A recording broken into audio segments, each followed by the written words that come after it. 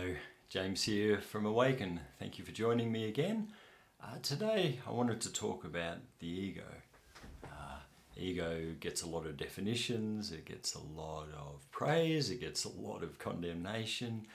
Ego, it's an interesting word. There's different ways to define it. Remember the Skyhooks back in the 70s? Well, that's my era, singing ego is not a dirty word. And a lot of psychology will define ego as our sense of self or our personality or our way of being in the world. Carl Jung himself said that we want the ego to be very strong and very small, which I think that's really interesting, because if we're talking about ego in sense of a sense of self in the world, we do want to have a good, strong sense of self. That would make sense. I'm using the sense quite a lot. It makes sense that we want a good sense of self, because to operate in this difficult, challenging environment of our life in the world, well, we want a pretty good sense of self. We want what I call a personality structure. We want a good, strong personality structure. So Carl Jung was talking about having a good, strong personality structure. So that's a good start. And of course, a lot of therapy is about the corrective work we need to do when there hasn't been enough love filling up the child. You've got to fill up the child with enough love to last them a lifetime. And if there hasn't been enough love, if there's been a lot of things that aren't love coming at the child, or a lack of love in terms of neglect or abandonment, then, well, yeah, our personality structure is going to have some weaknesses and some real vulnerabilities, maybe some big gaps. There might be whole sections that are sort of, missing or not operating very well. So, yes, a lot of our inner work is about healing that sense of self, building up a solid ego or a healthy ego. I don't tend to use that word in that sense so much. I'll talk about that more in a moment. But yeah, a strong, healthy, loving sense of self is really foundational for our functioning in the world. If we're going to function well in the world, in our life with ourselves, in relationship with others generally, in the world, yeah, good, strong sense of self. But Carl Jung also said we want the ego to be very small. And what he was referring to there, although I'm no Jungian expert, but in my understanding of his teaching, is that as we grow and mature, we're evolving beyond those basic levels of our just individual psychology. We're evolving into more humanistic, connected levels, humanity, even collectively, where we're growing in our expansive range of how we connect to life, to others, to the world. Where it's a bigger picture that goes beyond just our own narrow, small individual needs. Love to hear from the Jungian experts out there. You could give me probably better language for that, or more Jungian language for that. But I think I'm getting the basic principles of that. Now, if we keep going in that direction, then we get to quite spiritual perspectives. Anyone who knows me reasonably well knows that I'm a student of Course in Miracles, which is one of my favourite spiritual texts. It's one of the major things that came through in the last century. It's really a very deep, rich, powerful, and as you can see, quite a hefty course in terms of psychology, philosophy, spirituality. It's very rich. It's not an easy thing to get into, but there's a lifetime plus worth of insight and revelation and practical guidance, practical instructions. The workbook is very practically structured with exercises, every day for a year in terms of remembering who we are. And the way the Course defines ego is as that part of our mind that's separated from reality. It would say reality is our true self, it's our divine nature, we are as God created us, which is based on love. That's the peace we're looking for, the love, the freedom, the joy that we are all created as. The ego, as opposed to that greater mind. Ego is this part of the mind, of our split mind or divided mind, that has thought itself separate. It talks about this tiny mad idea that we had. What would it be like to be separate from God? What would it be like to be God in our own right? That's really the underpinning essence of this thought. What would it be like to be creator in my own right, separate from the creator, the life, the reality that we're a part of? We had this insane thought. I mean, it was an interesting idea. Oh, what would it be like to be separate from that and to exist independently of that? And as the Course says, we forgot to laugh. We forgot to laugh at the idea. So collectively, we created this interesting experience of being separate from reality. Now, of course, reality is love, so you can't have anything outside that, but you can create a constriction of love which creates this illusion of fear. And boy, that feels real enough. In the relative reality of our life, we have this constriction of love, we'd call that fear. We have a constriction of light, which we call darkness. Now, darkness doesn't exist separately. As you know, you can't walk into a dark room, turn on the light, and there's still a chunk of dark sitting there. It's not shifting. No, it has no ultimate reality. It's a passing reality, a seeming reality. The mystics would call it Maya, or illusion, or fantasy. And the Course agrees with that. It often uses the word illusion. So our ego thought, that's all it is a thought of, I want to be separate, I want to be God in my own right. Interesting thought. But it's created this problem where we have this conflict, this push-pull between these two parts of our mind.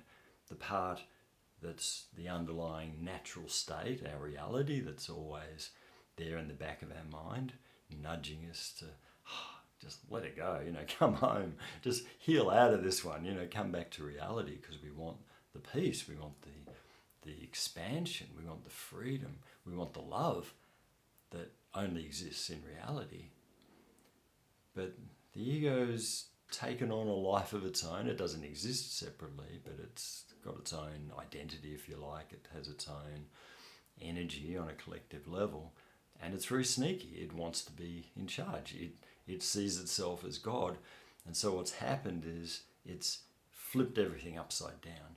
So our perspective of reality is that God is threatening or judgmental or punishing or something like this, but the ego will save us. The ego is in charge. Don't worry, we're a body. I'll look after you. We'll look after the body. We'll have fun. We'll have a party, and we'll be okay, excuse me, as a separate being. That's the story. But of course, the ego can promise love. It can promise happiness. It can promise joy and peace and all the things that we want. But how could fear deliver love? How could chaos and war deliver peace? It can't. It doesn't know these things. It's incapable of creating these things. So what we find is we're constantly chasing the carrot on the stick, which is like, this next thing, this next temptation, this next illusion, this next thing, when I've, achieved that success, or I've got that money in the bank, or I've got that car, or that person, I'm married to that person, or whatever it is, there's always this egoic drive that's pushing us to keep our hopes in that. But of course, as you know, when we do get these things, it's not sustained. The pleasure isn't sustained. The fulfillment doesn't last. It's quite fleeting. It might feel good for a moment and it wears off. I can't remember who said this. I heard this quote recently, but if you think of like sex, you think of like the buzz, the pleasure, the dopamine fix or whatever of sex, of having an orgasm. And the quote was that, the orgasm is the poor man's samadhi. So what it's saying is, it's a little fleeting moment. The poor man's samadhi. Samadhi would be like living in the reality. That would be a resting of the mind in the awareness in the greater mind, where we're resting, we're parked in reality. Samadhi, and people attain these very high levels of love and joy, and it's like those mystics in India that people have to go up and kind of feed them by hand because they're so in their bliss that they wouldn't even eat. That's the real thing. Whereas the ego can only give us little substitutes or little reflections of, or little echoes of. They're like the false ersatz versions of the real thing. Little moments of pleasure. And so we get to the carrot and it crumbles to dust. It turns out to have no substance. And then it's the next carrot. And then it's the next carrot. Really interesting how it keeps us chasing here. So when we look at it in this way, ego really is that part of the mind we're wanting to undo. We're wanting to relinquish. We're wanting to sort of heal out of. We're correcting away. It takes a lot to get out of the gravitational pull or to kind of escape the orbit of the ego because we're so habitually caught up in it. We're so practiced and, the world is so still, driven by ego.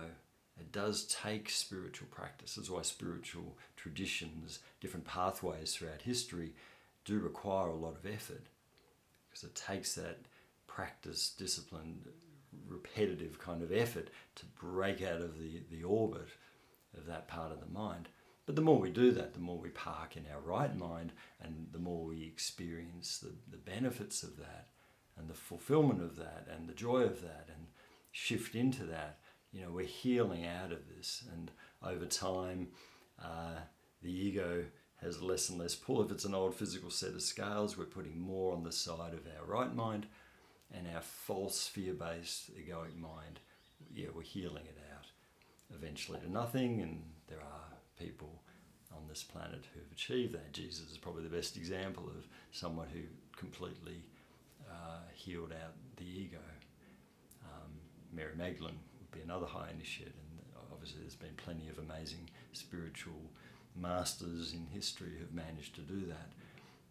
But I love this stuff. I find it really satisfying because we're getting right down into the root causal levels, the most deepest, satisfying explanations of psychology.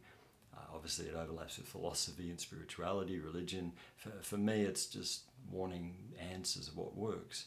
And I certainly find that interpretation, that way of understanding ego, has been the most helpful.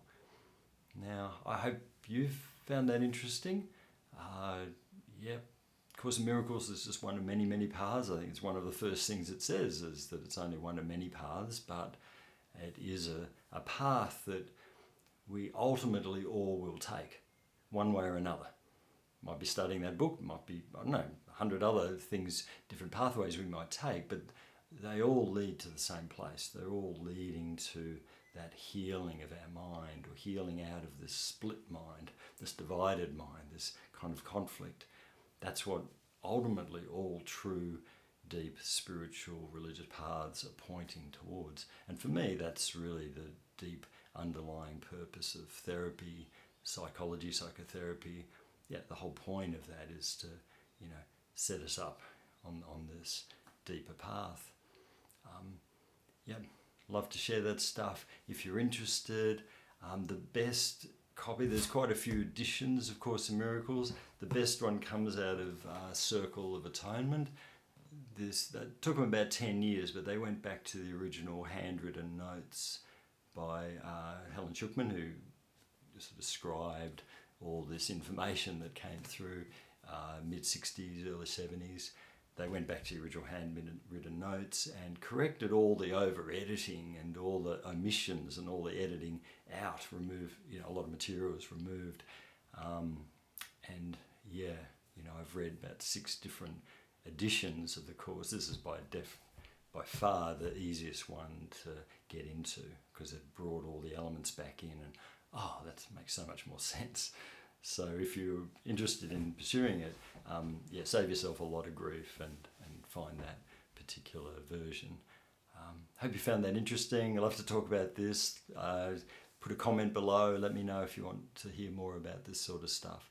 I think this is rich, deep, and ultimately very freeing. So all the best till next time. Bye.